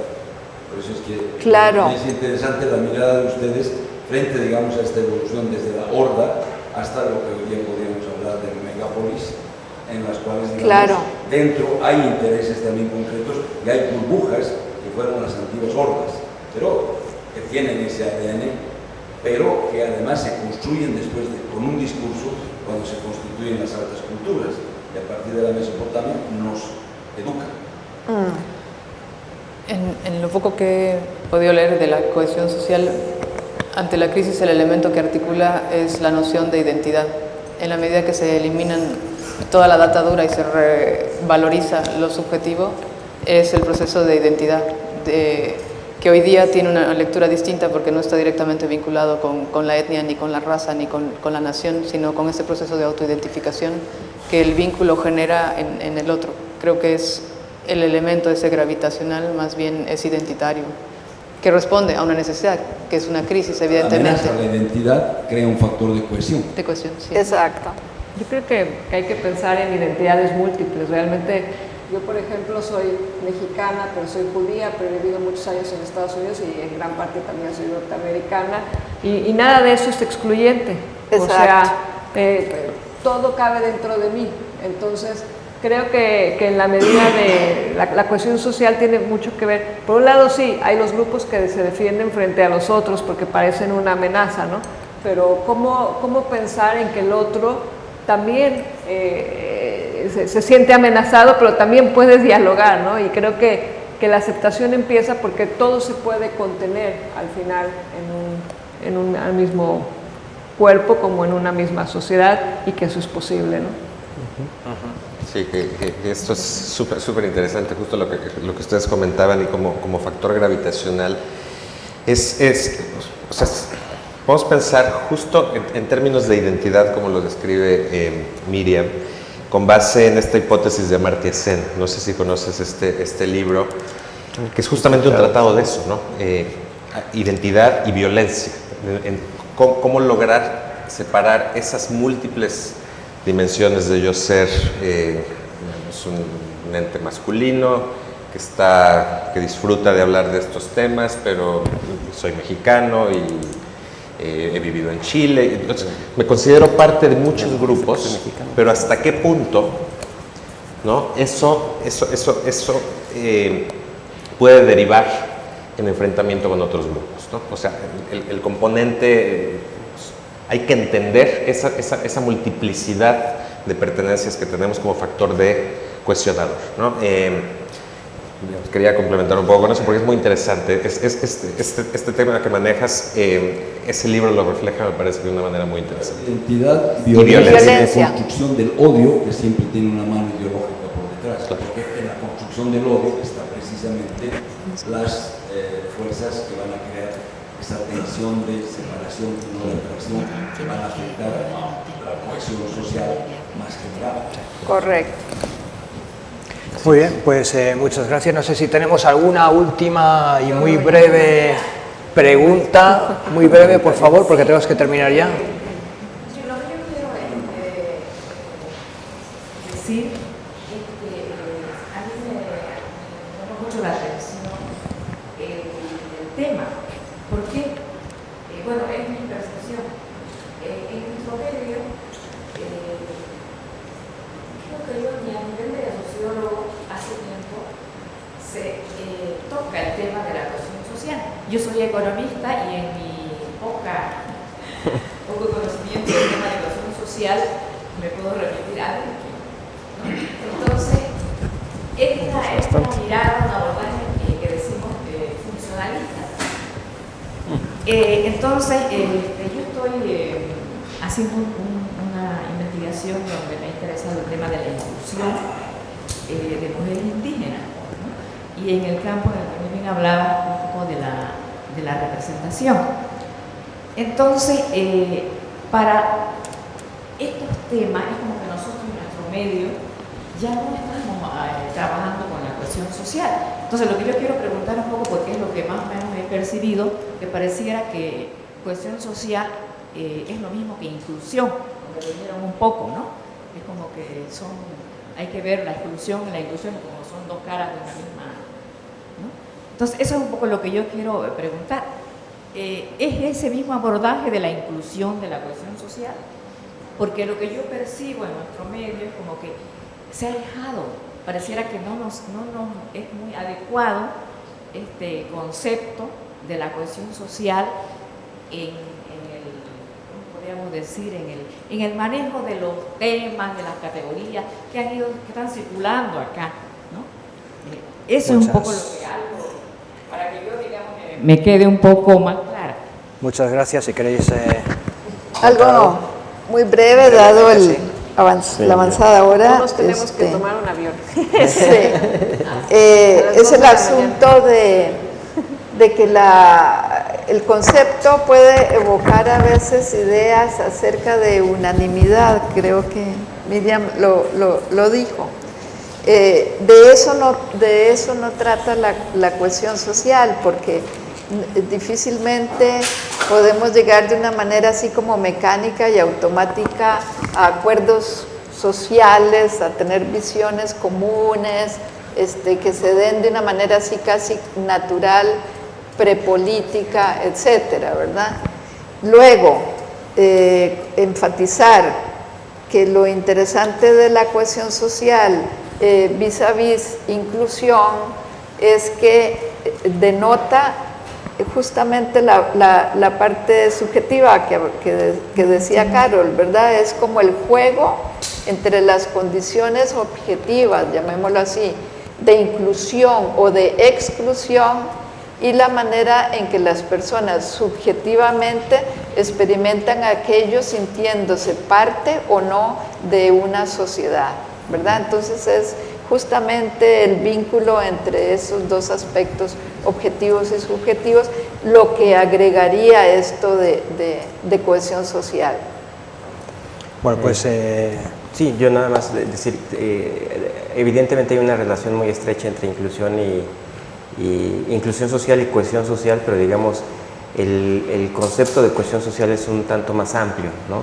E incluye cosas como las que está mencionando Ana, y digamos, hay diferentes perspectivas y diferentes definiciones, pero digamos alguna, tratando de dar una versión resumida para poder concluir a lo mejor, habría que agregar el sentido de pertenencia que decía Ana y además valores compartidos, ¿no? Es decir, inclusión social, sentido de pertenencia y valores compartidos entre una colectividad. Eso probablemente ahí digamos, es una de las perspectivas que permiten ver cómo el concepto de cohesión social es más amplio. Pues muchas gracias a los cinco, muchas gracias a los asistentes a este encuentro, a este debate que hemos tenido hoy aquí. En el caso de que queráis seguir leyendo más sobre cohesión social, le podéis encontrar en PDF en nuestra página de internet, en la plataforma Interconecta, que es interconecta.aecid.es. Ahí le podéis bajar. Muchas gracias.